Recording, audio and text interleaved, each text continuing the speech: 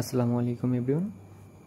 আজকে আমরা কোনো ম্যাথের সলভ দিব না, বরং আজকে আমরা তোমাদের ইঞ্জিনিয়ারিং প্রিপারেশনের জন্য যে ফিজিক্স, কেমিস্ট্রি, ম্যাথ এবং ইংলিশের আসলে কীভাবে প্রিপারেশন নেওয়া উচিত সেভাবে আমরা কিছু কথা বলবো। তো এইটা আসলে আমাদের টেলিগ্রাম গ্রুপে কয়েকজন বলছিল, তো এই জন্য আমরা আর কি দেওয়ার ট্রাই করতেছি। তো যারা নতুন আছো তোমরা কিন্তু আমাদের টেলিগ্রাম গ্রুপে যুক্ত হয়ে যেতে পারো।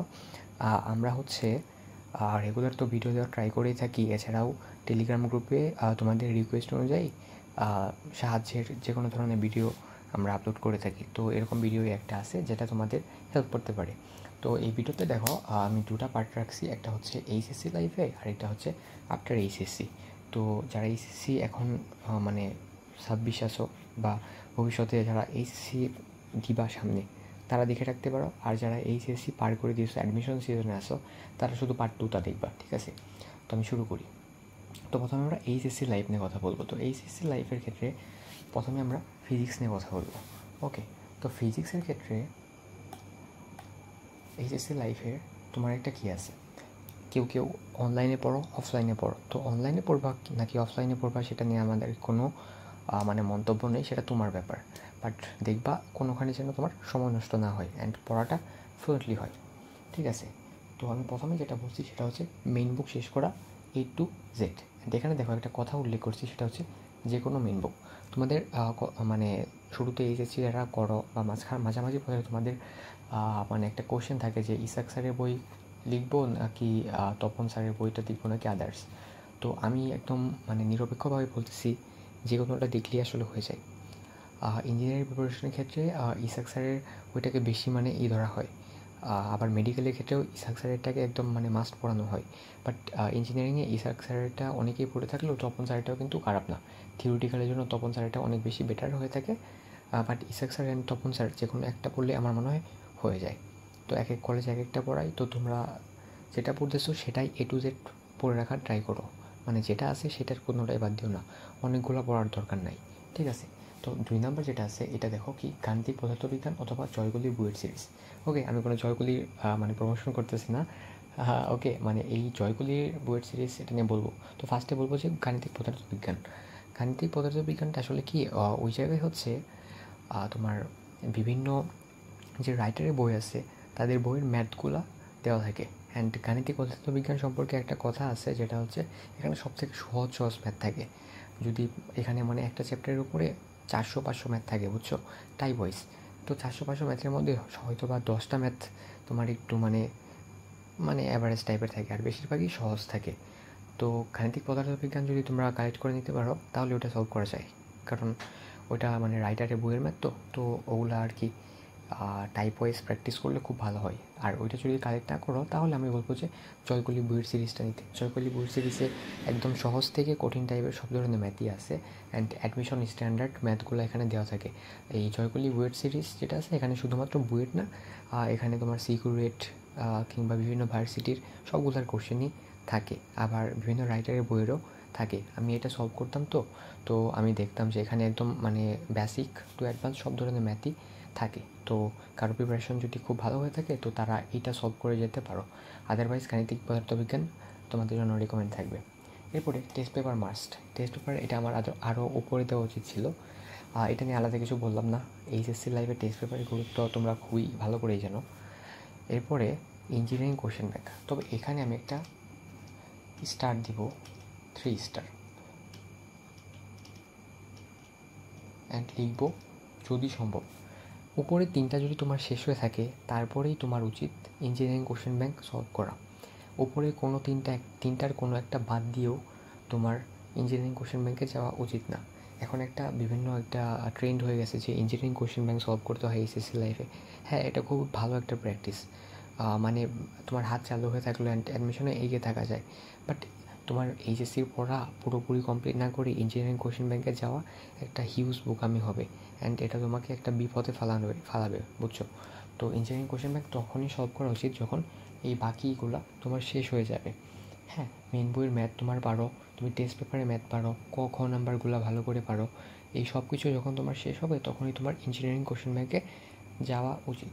তবে আরেকভাবে তোমরা আগাতে পারো যে কোনো একটা চ্যাপ্টার শেষ করার পরে ওই চ্যাপ্টারে ইঞ্জিনিয়ারিং কোশ্চেন ব্যাংক থেকে টাইপ ওয়াইজ কিছু প্র্যাকটিস করে নেওয়া যেতে পারে। এটা কিন্তু খুব গুড প্র্যাকটিস। তবে ওই যে বললাম না, আগের দিনটা শেষ করার পরেই ওই চ্যাপ্টারের এইটা তোমরা দেখে যেতে পারো। অ্যান্ড ইঞ্জিনিয়ারিং কোশ্চেন ব্যাংকে কোনো কঠিন ধরনের ম্যাথ থাকে না, 80%ই সহজ ম্যাথ থাকে, 20% হয়তো বা কঠিন থাকে, যেগুলো নিয়ে কোনো চিন্তার কিছু নেই, যেগুলো অ্যাডমিশন সিজনে গেলে পানি ভাত হয়ে যাবে। অ্যান্ড লাস্ট টাইম যেটা বলছি, নোট করে পড়তে হবে। ফিজিক্স বলো বা যে কোনো সাবজেক্টে বলো, নোট করে পড়ার গুরুত্ব অপরিসীম। ফিজিক্সের ক্ষেত্রে থিওরিগুলো খুব সুন্দর করে না আর কি তুমি যেন বুঝতে পারো সেইভাবে নোট করে রাখতেই হবে, কারণ এগুলো তোমাকে অনেক কাজে দিবে। ঠিক আছে, এই যে একাডেমিক লাইফে নোট করবা, এগুলো সব সময় একদম সুন্দর করে মানে বোঝার মতো করে নোট করবা, যেন অ্যাডমিশন লাইফেও এটা দিয়েই কভার করা যায়। ওকে, এরপরে আমরা যাবো হচ্ছে কেমিস্ট্রিতে। তো কেমিস্ট্রির ক্ষেত্রে ফার্স্টে রাখছি আমরা টেস্ট পেপার, কারণ কেমিস্ট্রির কোশ্চেন অনেকটা টাইপ ওয়াইজ হয়, মাঝে মধ্যে একটু ঝামেলা করে দেয়। অ্যান্ড কেমিস্ট্রির ক্ষেত্রে মুখস্থ টাইপের কোশ্চেন অনেক বেশি আসে। তো টেস্ট পেপারটা খুব ভালো করে পড়তে হবে। মেইন বুক যদি পড়তে চাও বলতে পড়তে তো হবেই। তো মেইন বুক যদি কোনটা পড়তে চাও, সেটার ক্ষেত্রে আমরা একদম এক লাইনে বলবো হাজারি স্যার। অনেক বই আছে, অনেকে ম্যাথ ভালো, অনেকে এটা ভালো ওটা ভালো, বাট হাজারি স্যারের রেটটা পড়া একদমই মানে ভালো। তুমি ইঞ্জিনিয়ারিং প্রিপারেশন নাও বা এইচএসসি বা মেডিকেল, হাজারি স্যারেরটা তোমার পড়তেই হবে। এরপরে ম্যাথ টাইপ কোশ্চেন যেটা আছে, হ্যাঁ এখানে আমি 2 স্টার মেরেছি, দেখো 3 স্টার। তো ম্যাথ টাইপের কোশ্চেনের জন্য হাজারি স্যারের এক্সারসাইজটা খুব ইম্পর্টেন্ট। এইটা আসলে বেশিরভাগ মানুষই সলভ করে না, বাট আমি তোমাকে এটা সলভ করতে বলবো। কেন? বইয়ের 23-এর ক্ষেত্রে দুইটা হয়তো বা একটু ডিফারেন্ট টাইপের ম্যাথ আসছিলো, বুঝছো? তো এই ডিফারেন্ট টাইপের ম্যাথটা মানে আমি প্রথমে যখন দেখছিলাম তখন এটা ডিফারেন্ট লাগছিলো, বাট যখন এই হাজারি স্যারের বইয়ের ম্যাথগুলো করতে গেছিলাম, তখন যে দেখি যে এই দুইটা ম্যাথ হাজারি স্যারের বইয়ে একদম ভ্যালু সহ কপি করে নেওয়া। তার মানে হাজারি স্যারের বইয়ের যে এক্সারসাইজ আছে বা যে নিজে করো যে অংশটা আছে, এখান থেকে মানে হুবহু কোশ্চেন তুলে দেয়। অ্যান্ড নট অনলি বুয়েট, তোমার সিকিউরিটির যে ভর্তি পরীক্ষা ছিল 22 এবং 23-এ, দুইবারই হাজারি স্যারের এই নিজে করো অংশ থেকে হুবহু ম্যাথ তুলে দিত। তো এই ম্যাথগুলো মানে এক্সেপশন হিসেবে ধরা যায়, বাট হাজারি স্যারের বই যারা করে থাকে তাদের ক্ষেত্রে এটা কোনো সমস্যাই হয় না, একদম সূত্র বসিয়ে করে ফেলা যায়। তো এটা তোমরা অবশ্যই করে ফেলবা, এতে ম্যাথ প্র্যাকটিস হয়ে যাবে অ্যান্ড বোর্ড পরীক্ষাতেও কাজে দিবে। এরপরে এক্সাম্পলের ম্যাথ, হাজারি স্যারের বইয়ে দেখবে এক্সাম্পলের ম্যাথ আছে, সেখানে উত্তরও আছে। তো এগুলো তোমরা করে ফেলবা। হ্যাঁ 2 নম্বরের ক্ষেত্রে আমি একটা কথা বলতে চাই, এই যেটা, তো আমি কী করছিলাম জানো, ম্যাথ যেগুলো আছে হাজারি স্যারের বইয়ের, ওই সবগুলো ম্যাথ একটা খাতায় তুলে নিয়েছিলাম, অ্যান্ড ওই খাতার নাম দিয়েছিলাম যে কেমিস্ট্রি ম্যাথ সলভ। তো ওই কেমিস্ট্রি ম্যাথ সলভের খাতায় হাজারি স্যারের বইয়ের নিজে করা অংশে যতগুলো ম্যাথ আছে সব ম্যাথ করে রাখতাম। এটা আমাকে কী হেল্প করছিল, অ্যাডমিশন লাইফে গিয়ে এই মানে খাতাটা তৈরি করার কারণে অ্যাডমিশন লাইফে গিয়ে আমাকে ওই ম্যাথগুলো আর করতে হয় নাই। আমি জাস্ট মানে চোখ বুলিয়ে যাইতাম আর কিছু ম্যাথ দাগিয়ে রাখতাম, ওগুলো খালি হাত দিয়ে করতাম। তো একটা চ্যাপ্টারে যদি 200 ম্যাথ থাকতো, দেখা যেত যে 190টা ম্যাথই আমার চোখ দিয়ে দেখলেই হয়ে যাইতেছে, আর 10টা ম্যাথ আমার হাতে করতে হইতেছে। তো এগুলো যদি নোট করে একটা খাতায় লিখে রাখো, তাহলে অনেক সুবিধা হয়। এরপরে তোমাদের কোশ্চেন ব্যাংক অথবা কনসেপ্ট বুক সলভ করা যেতে পারে। তো উপরে 3টা শেষ করে অবশ্যই এদিকে যাওয়া উচিত। দেখো আগেরটার ক্ষেত্রে আমি বলছি শুধুমাত্র কোশ্চেন ব্যাংক, বাট এখানে আমি কনসেপ্ট বুকের কথা বলছি, কারণ অ্যাডমিশন টাইমে তোমার কেমিস্ট্রি ক্ষেত্রে ম্যাথ অংশ যেমন আসে, কনসেপচুয়াল অংশ অনেক বেশি আসে। কোনো ক্ষেত্রে দেখা যায় যে 60%ই কনসেপচুয়াল আছে। তো সেক্ষেত্রে কনসেপ্ট বুকের যে যতটুকু পড়া যায় আর কি, কনসেপ্ট বুক থেকে যতটুকু তোমার সাথে এইচএসসি পড়ার সাথে মিলে, ততটুকু তোমরা কনসেপ্ট বুক থেকে দেখতে পারো। আদারওয়াইজ কোশ্চেন ব্যাংক দেখলেও কোনো সমস্যা নেই, কোশ্চেন ব্যাংকের থিওরিগুলো খুব সুন্দর করে সাজানো আছে। ওকে, অ্যান্ড নোট করে অবশ্যই পড়তে হবে, নোট ছাড়া কোনো গতি নাই। ওকে, ম্যাথ। তো ম্যাথের ক্ষেত্রে তোমাদের 5 স্টার দিয়ে দেখো বলে দিচ্ছি কি, main book. And main book কোনটা পড়বা, কেতাব পড়বা না কোনটা পড়বা, তোমার কী জানো, আর না আমি তো ভুলে গেছি, যাই হোক কেতাব নিয়ে সবথেকে বেশি আছে তোমার। তো মেইন বুক একটা, আমি একদম অনেস্ট একটা অপিনিয়ন দিতেছি, ঠিক আছে? আমি জানি না এটা মানে কেতাবের ইঞ্জিনিয়ারিং প্রিপারেশন মানে কেতাব, অনেক কথা আছে এই ধরনের। হ্যাঁ, কেতাবে ইঞ্জিনিয়ারিং স্টাইলের অনেক ম্যাথ আছে, বাট তোমাদের একটা কথা বলি, তুমি তোমার কলেজে যে বইটা পড়ায় সেই বইয়ের A to Z শেষ করো, একদম শেষ করো। বই কোনো ম্যাটারই করে না। একটা বই যদি A to Z শেষ করো, অন্য বইয়ের 95 to 97% শেষ হয়ে গেছে। মানে কোনো একটা বইয়ের মানে সবগুলো বই যেটা আছে 95 to 97% সেম ম্যাথই থাকে। ওই 2 to 3% তোমার আলাদা থাকে, সেটা নিয়ে তোমার প্যারা খাওয়ার কোনো দরকার নেই। তো কেতাবি করতে হবে এমন কিছু না, তুমি যে বইটা করো ওই বইটাই A to Z শেষ করো, তোমার কলেজে যেটা করাই সেটাই শেষ করো, এতেই তোমার লাভ হবে। এটাই অ্যাডমিশন টাইমে হেল্প করবে। অ্যাডমিশন টাইমে নতুন করে বই করার কোনো টাইম থাকে না। তো আগে যেটা করে আসছো এসএসসি লাইফে ওইটা থেকে রিভাইজ করতে হবে। অ্যান্ড অবশ্যই টেস্ট পেপারে যত গুরুত্ব আছেই। অ্যান্ড এই যে ম্যাথের ক্ষেত্রে যেটা বলছি, তোমাদের ম্যাথের ক্ষেত্রে আসলে নোট করা লাগবে না, নোট করে করে ম্যাথ সাজানোর কোনো প্রয়োজন নেই। তোমাদের যেটা প্রবলেম থাকে সেটা তোমরা দাগিয়ে রাখবা অ্যান্ড ওগুলো বারবার প্র্যাকটিস করা। তো ম্যাথের ক্ষেত্রে অবশ্যই প্র্যাকটিস ইম্পর্টেন্ট। ছোটো ছোটো জায়গার মধ্যে প্র্যাকটিস করতে শিখবা, আবার বোর্ডের জন্য বড় জায়গাতে প্র্যাকটিস করতে শিখবা, তাহলে এটা খুব কাজে দেবে। ওকে, তো পার্ট 1-এ আমরা এইগুলো নিয়ে কথা বললাম। তো এখন আমাদের অ্যাডমিশন টাইমে কী থাকে, তো ফার্স্টে তোমাদের বলে রাখি অ্যাডমিশন টাইপ আসলে 4 মান্থ মেইনলি থাকে। মেইনলি তুমি অ্যাডমিশন টাইমে কম করে হলেও বা বেশি করে হলেও 4 মাস সময় পাবা, এটা একটা ট্রু। কোনো ধরনের দুর্ঘটনা না ঘটলে 4 মাস সময় পাবা। অনেক ক্ষেত্রে এটা 5 মাস হতে পারে, অনেক ক্ষেত্রে আরও কম হতে পারে, বা 4 মাস হচ্ছে তুমি শিওরলি পাবা। 4 মাস অনেক মনে হলো, 4 মাস অনেক কম, ট্রাস্ট মি, 4 মাস হচ্ছে অনেক কম। 4 মাসে পড়া গোছানোর যে অনেক টাফ সেটা তোমরা বুঝতেই পারবা। আমি তোমাদের ভয় দেখাচ্ছি না, আমি তোমাদের অ্যাকচুয়ালি ট্রুথটা বলতেছি। এটা বলতেছি কেন, কারণ এইচএসসি লাইফে যদি পড়া গোছানো না থাকে, মেইন বইগুলো যদি ভালো করে না পড়া থাকে, নোটগুলো যদি ভালো করে না করা থাকে, অ্যাডমিশন টাইমে এটা খুব প্যারা হয়ে যায়। অ্যাডমিশন টাইমে এখন আমি একটু বলতে চাই যে অনলাইন অফলাইনের ক্ষেত্রে, অনলাইনে কিংবা পড়ো কিংবা অফলাইনে পড়ো, যেখানে ইচ্ছে সেখানে পড়ো, it's totally up to you. But যেটা বলতে চাচ্ছি সেটা হচ্ছে টাইম লস করা না। ইদানিং কিছু কথা আছে যে অনলাইনে তোমার অনেক সময় ধরে ক্লাস করার, তো আমি বলতে চাই এটার কোনো প্রয়োজন নাই। তুমি যে অংশটা বুঝো না সেখান থেকে পড়া ট্রাই করো। অ্যান্ড অফলাইনে হলে তো অবশ্যই লম্বা ক্লাস করার দরকারই নাই। উদ্বাসের ক্ষেত্রে তোমরা তোমাদের কি 2-4 ব্যাচ নামে একটা বিখ্যাত ব্যাচ চালু আছে, তো ওইখানেও একটা বিশাল বড় ক্লাস নেয়, 6-7 ঘন্টা করে ক্লাস নেয়। এটা আসলে খুব বেশি যে উপযোগী নাকি আমি জানি না, আমার কাছে খুব একটা লাগে নাই।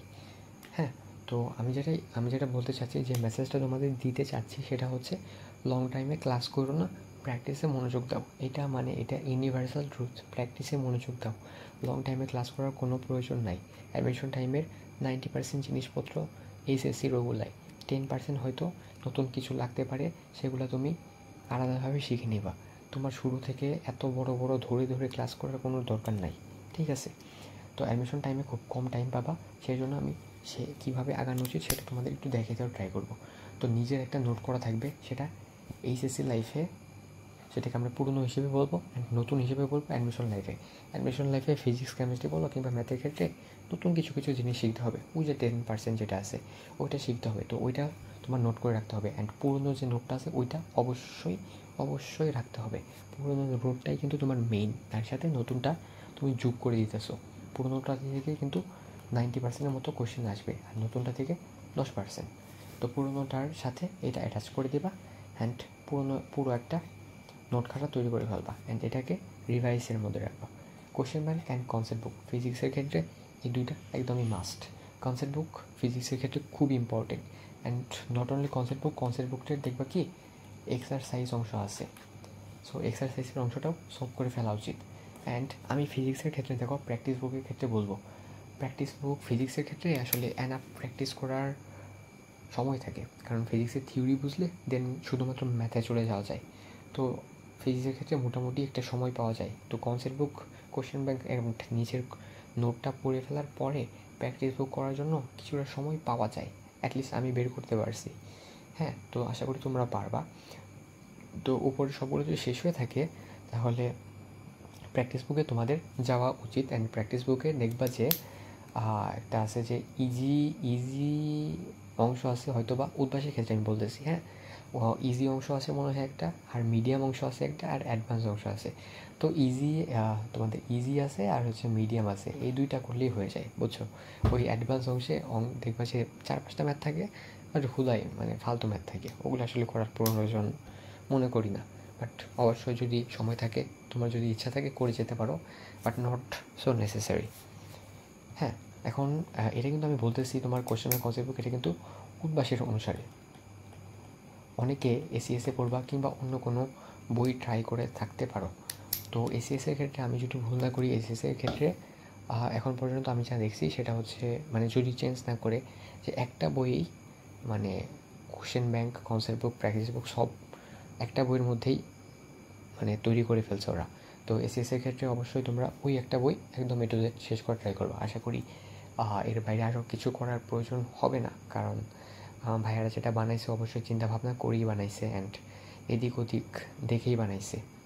তো এসিএসেরটা যদি কেউ করে থাকো অবশ্যই খারাপ না, তাহলে ওইটার এ টু জেড করে রাখার ট্রাই করবা।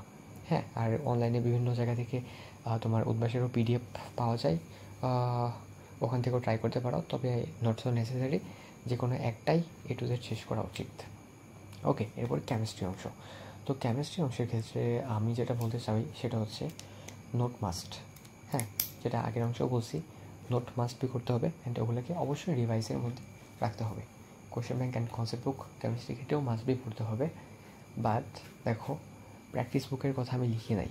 উদ্ভাসের ক্ষেত্রে প্র্যাকটিস বুক যেটা দেয় ওইটা কেমিস্ট্রির ক্ষেত্রে খুব একটা কাজে লাগে না। ওখানে অনেক মানে এক্সট্রা জিনিস থাকে। তো এক্সট্রা যা জিনিস লাগে সেটা তুমি যে ক্লাস নোট যেটা আছে না ওইখান থেকে শিখে নিতে পারবা। প্র্যাকটিস বুক আসলে কেমিস্ট্রির ক্ষেত্রে কোনো প্রয়োজন হয় না। কনসেপ্ট বুক আর কোশ্চেন ব্যাংকে এনাফ অ্যান্ড মেইন বইয়ের থিওরিটা পড়তে হবে। মেইন বইয়ের থিওরি অবশ্যই দাগানো বই দেখে পড়তে হবে। তো দাগানো বই কই পাবা? দাগানো বই তুমি যদি উদ্ভাসে ভর্তি হয়ে থাকো, হ্যাঁ, বা অন্য কোনো যে কোনো কোচিং সেন্টারে ভর্তি হয়ে থাকলে আমি দেয় নাকি জানি না, বাট উদ্ভাসে ভর্তি হয়ে থাকলে উদ্ভাস থেকে একটা দাগানো বই প্রোভাইড করে, একটা পিডিএফ প্রোভাইড করে। তো ওইটা পড়লে অনেক হেল্পফুল হয়ে থাকে। অ্যান্ড উদ্ভাসের সাথে যদি যুক্ত না থাকো তাহলে বাইরেও তোমরা বিভিন্ন জায়গা থেকে পিডিএফ কালেক্ট করে নিতে পারো, বা তোমার বন্ধুদের কাছ থেকে উদ্ভাসের ওই পিডিএফটা কালেক্ট করে নিতে পারো, কারণ ওই পিডিএফটা আমার কাছে ইফেক্টিভ লাগছে। ঠিক আছে, তো এরপরে ম্যাথের ক্ষেত্রে দেখো, আমি জাস্ট বলছি কি main book A to Z, এটা কিন্তু আমি বারবার বলতেছি। ম্যাথের ক্ষেত্রে main book A to Z করতে হবে। ম্যাথের ক্ষেত্রে যদি কমন পড়ে মেইন বুক থেকেই পড়বে, আর যদি কমন না পড়ে কোথাও থেকেই কমন পড়বে না, একদম আকাশ থেকে কোশ্চেন আসছে এরকম মনে হবে। এরপরে কোশ্চেন ব্যাংক মাস্ট বি করতে হবে। মানে কনসেপ্ট বুক যদি সময় থাকে তাহলে করবা, না সময় পেলে করার দরকার নেই। আমার ক্ষেত্রে আমি ম্যাথের ক্ষেত্রে আসলে মেইন বুক আর কোশ্চেন ব্যাংকটাই করেছিলাম। কনসেপ্ট বুক দু একটা চ্যাপ্টারের ক্ষেত্রে করছিলাম, কিন্তু পরে দেখলাম যে কনসেপ্ট বুকে কিছু হুদাই জিনিসপাতি থাকে, ওগুলো আসলে আমার প্রয়োজন নেই। তো আমি প্রথম দুইটাই করার ট্রাই করছি। তো আশা করি এটুকু তোমাদের বোঝাতে পারছি। এরপরে ইংলিশের ক্ষেত্রে যেটা আছে, তো ইংলিশের ক্ষেত্রে আসলে এইচএসসি লাইফে ইংলিশের ক্ষেত্রে প্রিপারেশন আসলে আলাদা। হ্যাঁ, বিভিন্ন জিনিস আছে, সেটা নিয়ে তোমরা জানো কীভাবে পড়তে হবে, এটা নিয়ে আমি খুব একটা বলতে চাচ্ছি না। তো ইংলিশে তোমাদের অ্যাডমিশনের ক্ষেত্রে ইংলিশ আসলে এক্সামের 10 দিন আগে। তো ইংলিশ আসলে লাগে কোথায়? ইংলিশ আসলে তোমাদের বুয়েটে কিন্তু ইংলিশ লাগে না, ঠিক আছে? চুয়েট, কুয়েট, রুয়েট এই জায়গায় ইংলিশ লাগে, এমএসডিতে লাগে, বুটেক্সে লাগে। তো এই জায়গায় তোমাদের ইংলিশটা লাগে। তো ইংলিশের ক্ষেত্রে আমি বললাম যে শুরু থেকে ইংলিশ পড়ে তোমার সময় নষ্ট করার কোনো প্রয়োজন নেই। অ্যান্ড ইংলিশের ক্ষেত্রে অ্যাডমিশন টাইমে শুধুমাত্র কোশ্চেন ব্যাংক পড়লেই হয়ে যায়। অ্যান্ড ইংলিশের ক্ষেত্রে খুব খুব কম চান্স তোমার কোশ্চেন কমন পাওয়ার। এখানে আসলে কোশ্চেন একদমই কমন পড়ে না। তো প্র্যাকটিস হিসেবে কোশ্চেন ব্যাংক থেকে তোমরা প্র্যাকটিস করে নিতে পারো। অ্যান্ড এটা অবশ্যই তোমাদের পরীক্ষার 10 দিন আগে প্র্যাকটিস করা শুরু করবা, একদম প্রথম থেকে প্র্যাকটিস করার কোনো প্রয়োজন নেই। অ্যান্ড একটা জিনিস তোমাদের বলে দেই, যে সিকিউরিটি যেটা আছে, হ্যাঁ, সিকিউরিটি যদি তুমি 1000-এর টপ 1000-এর ভিতরে যেতে চাও, হ্যাঁ, অবশ্যই টপ 1000-এর বাইরে থাকলেও তোমার কোনো সমস্যা নেই, বেশ উপরের দিকের সাবজেক্টই পাবা। কারণ এখন তো সিকিউরিটি আলাদা হয়ে গেছে। হ্যাঁ, চুয়েট, কুয়েট যেখানেই যাও 1000-এর বাইরে থাকলেও ভালো সাবজেক্ট পাওয়া পসিবল। আসলে ভালো ইঞ্জিনিয়ারিংয়ে ভালো খারাপ বলতে কিছু নাই। তো মানে মানুষ যেটাকে বেশি উপরে তুলছে, কোনোটাকে কম উপরে তুলছে, আসলে সাবজেক্ট কতটুকু ম্যাটার করে আমি আসলে জানি না। আমি একজন স্টুডেন্ট, অবশ্যই ম্যাটার করে, বাট মানে টপ সাবজেক্ট, লো সাবজেক্ট এটা আসলে কীভাবে করছে আমি জানি না। এটা হয়তো বা মানুষের পছন্দের অনুসারে টপ সাবজেক্ট, লো সাবজেক্ট হয়ে গেছে। তো ওই অনুযায়ী আমি যদি বলি যে টপ 3-4টা সাবজেক্ট যদি পেতে চাও, তো 1000-এর বাইরে থাকলেও পাওয়া সম্ভব। হ্যাঁ, বাট 1000-এর ভিতরে থাকলে একদম মানে শুরুর দিকে সাবজেক্টই পাওয়া পসিবল, এটা মোটামুটি শিওর। অ্যাটলিস্ট 1 নাম্বার না পেলেও 2 নাম্বারটা পাওয়া সম্ভব, মানে তোমার চয়েস লিস্ট অনুসারে। তো এটা যদি পেতে চাও তাহলে তুমি অবশ্যই ইংলিশ তাকাইতে হবে। হ্যাঁ, মাস্ট বি। এমসিকিউ পরীক্ষা হোক কিংবা সিকিউ পরীক্ষা হোক, মানে রিটেন পরীক্ষা হোক, রিটেন হলে তো সমস্যা নেই। আর এমসিকিউর ক্ষেত্রে অনেকেই মানে যেমন আমার ক্ষেত্রেই বলবো, আমি হচ্ছে করছিলাম, মানে ইংলিশটা একটু স্কিপ করে গেছিলাম, কম লাগিয়েছিলাম। এটা আসলে উচিত না। টপ 1000-এর ভিতরে যদি থাকতে চাও তাহলে অবশ্যই তোমার ইংলিশটা স্কিপ করা উচিত না। ইংলিশটা অ্যাটলিস্ট 15+ তাকানো উচিত, যেন ওইখান থেকে ধরো 10 বা 11টা হয়ে যায়, তাহলে কিন্তু নাম্বারটা অনেক আগাবে। ইংলিশ স্কিপ করলে কিন্তু টপ 1000-এ থাকা একদমই অসম্ভবের মতো। ওকে, তো এরপরে আমি তোমাদের শর্টলি কিছু টিপস দিতে চাই। সেটা হচ্ছে এইচএসসি লাইফে অবশ্যই মেইন বুকটা ফোকাস রাখতে হবে, অ্যান্ড যেন ওইটা বারবার পড়তে না হয়। বারবার বলতে আমি বোঝাচ্ছি যে ওইটা তোমাদের যেন অ্যাডমিশন লাইফে আবার পড়তে না হয়। এইচএসসির পর অবশ্যই তোমাদের অফলাইন এক্সাম দেওয়া উচিত। হ্যাঁ, অনলাইনে পড়ো কিংবা অফলাইনে পড়ো, অফলাইন এক্সামটা মাস্ট বি দিবা।